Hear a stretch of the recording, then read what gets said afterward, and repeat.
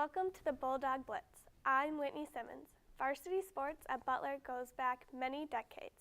The number of athletes who have worn Butler uniforms or jersey numbers are well into the thousands. To honor those men and women, the Butler University created the Butler Hall of Fame. Today I am talking about the Butler Hall of Fame with Associate Athletic Director Ken LaRose.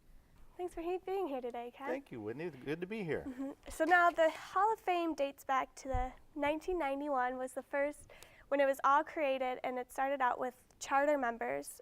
Do you know how this idea came about? Or Yeah, what well, back then and prior to that, a lot of universities, we wanted to find a way to recognize, as you started off here, we've had thousands of athletes pass through here and very accomplished ones. So we wanted to find a way to honor and recognize a small group of those people. So we came up with the idea back then and there, the B Association, along with the athletic department, and said, let's go study what some other universities do. We went to Indiana University, went to a couple other universities, and got how they formulated their Hall of Fames. And we came up with a charter class. We came up with bylaws and a constitution. So back in 1991, then there was a small group that got together, and we did a lot of research to find out, okay, who should our charter members be? They've got to be special. So we did a lot of research about who should be in this first class. We came up with 25 members. And then immediately after that, we came up with that was our charter class, and in 1992 was our first class, of which Tony Hinkle was in that first class.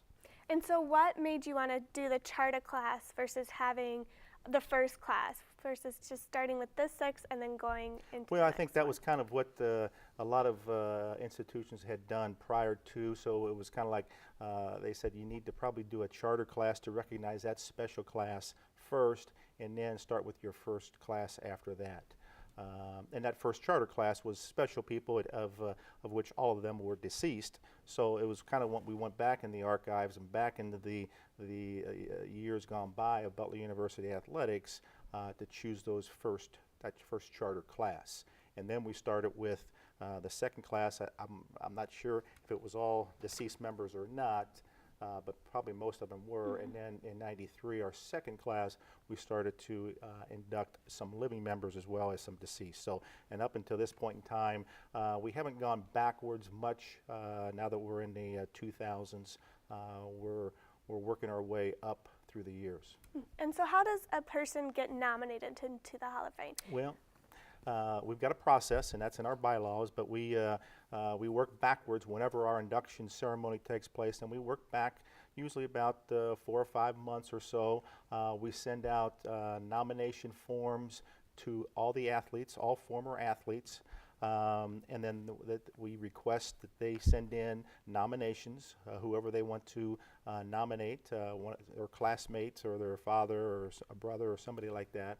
But then anybody, nominations are open really to anybody and to the general public as well.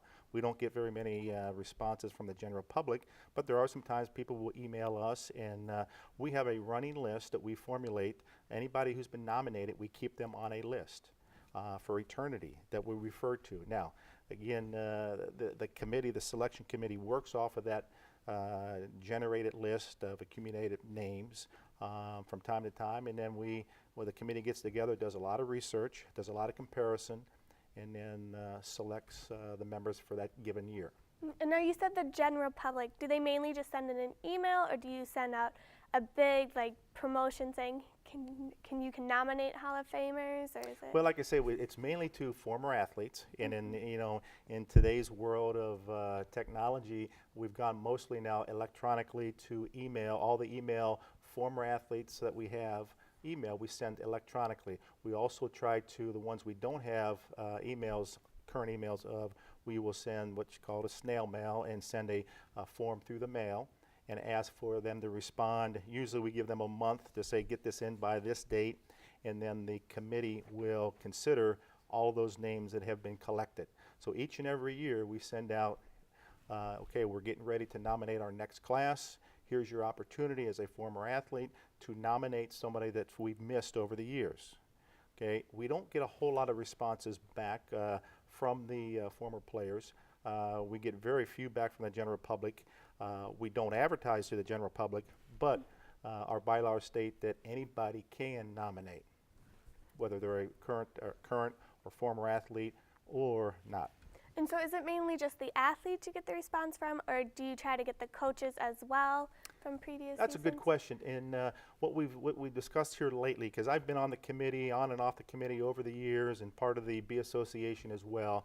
But that's a good point. Who better than to nominate a Hall of Famer than the person who coached that individual? So what we've gone to here lately is gone to not only the former players, but also the coaching staffs of the current athletes right now who are graduating, and say, okay, of your graduating seniors, who would you recommend that is Hall of Fame worthy, considering these are our criteria?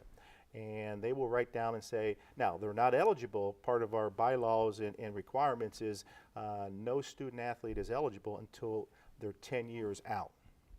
Okay, so this year we would not consider, we're in 2013, we would not consider anybody who did not graduate by the year 2003. So if you graduate in 2003 or before, you're eligible for this class induction. And now you said they have to meet certain requirements. What are the requirements that an inductee has to meet? Well, it's somewhat general, but the purpose of the Hall of Fame was to recognize and honor those individuals and teams for their contributions to Butler University, their exceptional contribution to Butler University in the field of athletics. Okay, the minimum requirements are you have to have learned at least one letter. Well, as we all know, we've got a lot of people. Most of the people, if you go down the list of the Hall of Fame, they're going to be people who have been All-Americans here at Butler University, multiple year all-conference type of players, MVP of the team, MVP of the conference, those types of things. So the minimum requirement, and I don't think anybody has gotten in on the minimum requirement, but you have to have at least earned a varsity letter here at Butler University, and then it goes up from there. So, and then we compare people from year to year. And Now I noticed a lot of the older inductees have had multiple sports with their names. Are they just inducted as the person, or is it mainly just the sport that they're inducted for? They're inducted for their individual contributions on the field or on the basketball court or whatever. But yeah, you're right. Years ago, there were many three-sport athletes. You don't find that today. Matter of fact, I'm not even sure if we even here at Butler have a two-sport athlete. But back in the day, back in the 30s, 40s, 50s, 60s, and maybe into the 70s, we've had some people that had played two sports and sometimes three sports. In fact, this past year, Norm Ellenberger, we just inducted into our Hall of Fame last year, and he was I'm not sure about an early 50s graduate, maybe a 53, don't quote me on that, but he was a three-sport athlete. We just inducted him into our Hall of Fame this past year, and he was very excited about that. But you don't find many multiple sport athletes anymore at any university, and especially here at Butler. And now you said that when the person gets inducted, are they sent a letter, or how are they found out that they're inducted? Yeah, well, we'll have our committee, selection committee, convene, do a lot of research here the first week of June. After we will then select however many individuals. We can select up to 5 individuals per class, and also a team. So we'll get together, we'll select who's ever qualified for this year. It could be 4, 5, or 6 individuals and a team. And then after that meeting in June, the committee members will then selectively contact each of those persons. Like again, last year we had Chuck Orban, was a student athlete that I coached at Butler here back in the late 80s. We selected him into the Hall of Fame. So we went around the room, okay, we selected these 5 people. Okay, let's notify these people over the phone and congratulate them. Who wants to take Chuck Orban? I would say, let me take Chuck Orban because I coached him and it would be a nice little personal touch. So we went around the room and we individually then divvied up who was going to contact the new members going in, contact them by phone, and we usually gave it a couple days in case we couldn't get a hold of them right away, and then we would release it to the newspaper and let the newspaper run with it and run any kind of feature articles that they want to, especially maybe even in their hometown, like Chuck Orban lives back in near the Columbus, Ohio area. And then we put it on the Butler website, and then we kind of broadcast it that way. Now, I know you mentioned that the dinner that used to be held was in May, and now it's in September. What was the change? Was it just so it was later and you could base it around a team? Well, for the first, we're inducting this coming year our 22nd class, and I would say for the first 20 classes we held in the summer in conjunction with our golf outing in June. This year, last year, we thought we would just kind of change it up a little bit, go to the fall. There's a lot of Hall of Fames, and not that we did it for this reason, but there's a lot of collegiate Hall of Fames around the country that do it in conjunction with a football weekend type of things, and we thought it was time maybe for a change to hold it on a weekend where we have more people on campus and more potential people to attend the event, where in the summertime in June there's no students on campus, it's kind of dead around campus, and that's kind of the only event going on. So we thought we would take a chance and change it to the fall, and it worked out very well for us this past year, and we're going to do it again this year, September 21st. We played Dartmouth that weekend. It's a night game, and we're also going to do a change up. It's usually a dinner. This year it's going to be a luncheon at noon. Luncheon at noon. And with the luncheon, and are the inductees announced at halftime during the game? Absolutely, and that's kind of why we'd like to do it too. It's special to them too. At halftime we will introduce all the inductees that attend the event, bring them down on the football field at halftime, introduce them, and they get a kick out of that. We host a tailgate for them before the game as well too. So it'd be a nice day for them and their families. And now I know that on the past it has had coaches and a special service nominees. What is a special service? Well, who's eligible to be inducted into the Hall of Fame are former players, coaches, administrators, and then we have a special recognition award, and we're kind of tight on that. We want to keep it to a kind of a close-knit, but special service award is given to somebody who doesn't necessarily earn to be into our Hall of Fame because of their athletic ability. It could be based on their service. It could be their support over the years. It could be their financial support. It could be the support of being there and helping the program out in a certain way. It could be a doctor who has donated his services to the program for many, many years. But a special service is somebody who, because people associated with our program are not always just the athletes. So it's kind of like, well, this guy's been a doctor, or this guy's been a supporter for many, many years. He's not an athlete, but really he should be in our Hall of Fame because of what he's meant to Butler University. So we've made a special award out of that and allowed people to come in who aren't necessarily Butler athletes. Now I know that you were inducted into the Butler Hall of Fame in the early 2000s. What was that like for you? It was great. It was to be honored to be a student athlete here and play and had a lot of success here, had a lot of fun here, graduated. I coached here for 18 years. But then to be selected by this committee, by my peers, to say that you're one of the top, and that's what we like to think of this Hall of Fame is. There's thousands of athletes that went through Butler University, but we only select. Matter of fact, to date, we've selected 177 former players and 7 teams who are recognized in our Hall of Fame. So to be one of 177 of the thousands that have gone through here at Butler University is a special honor and one that I always cherish. Well, I want to thank you for being here today, Ken. And in the next segment of the Bulldog Blitz, JoJo Gentry and Ryan Henson will have other stories about Butler sports. I'm Whitney Simmons, and you're watching the Bulldog Blitz. The Butler baseball and softball teams are entering the stretch run of their seasons. Welcome to segment 2 of the Bulldog Blitz. I'm JoJo Gentry. And I'm Ryan Henson. The spring game for the Butler football team is over. Blue beat white 20-0, and Butler football fans have plenty of reason to look forward to opening kickoff next fall. But first, Butler baseball. The Bulldogs have had plenty of ups and downs on the diamond this year. Scott Schmelzer has more on how this group of Bulldogs is trying to stay up, heading into conference play. The Butler baseball team always seems to rebound well from disappointment. After getting handled by IU in the 3-game series last weekend, the Bulldogs took care of in-state Division III Hanover College on rainy Tuesday night. Coach Steve Farley enjoys opportunities to play the smaller schools on the schedule. The weather is a challenge today. Mother Nature's been winning a lot of battles this spring, so any game we don't have long underwear, that's a good thing. But fun today. We got a lot of good players who don't get a lot of playing time because these other guys, the starters, have been out there all the time. So today is a great day, a midweek game. Guys like Bobby Aiken and Nick Bartolone, and several different guys. Some pitchers that hadn't thrown a lot did a really good job throwing strikes. So good game for us to get back in the win column. Freshman Nick Bartolone hit his first career homer to get the Dogs out to a hot start, and they never looked back. The runs poured in by Marco Capone and Bob Aiken, and good pitching by Kyle Cramp got them up 7-0 early.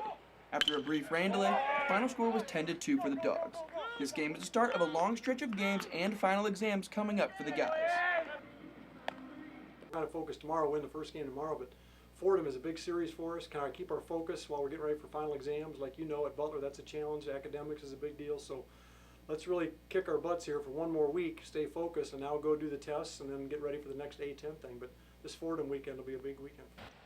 These Dogs have been through a lot this year. Through winning streaks, losing streaks, and inclement weather, they've had to do their best to find a rhythm. We had a few practices outside. So, it's nice. This week we got 5 home games, which is really nice. Get a couple practices in there. But, you just got to keep that mindset of working hard. We're working on our indoor hitting facility. And you just got to, act like you're outside, still work hard. You can't slack off any day because, every day you either get worse or you get better. A season of streaks for this Butler team. They hope to start a new one this week as they head into the heart of their conference schedule as they host Fordham this weekend. For the Bulldog Blitz, I'm Scott Schmelzer. It is not surprising that the Butler baseball team is being led by several of its upperclassmen this season. However, the play of freshman Mike Siniak is giving the team an extra boost. Colin Likas has more on the standout third baseman's inaugural collegiate season. The third baseman, Mike Siniak. Mike Siniak was the only freshman in the starting lineup when the Butler baseball team faced Indiana University Sunday.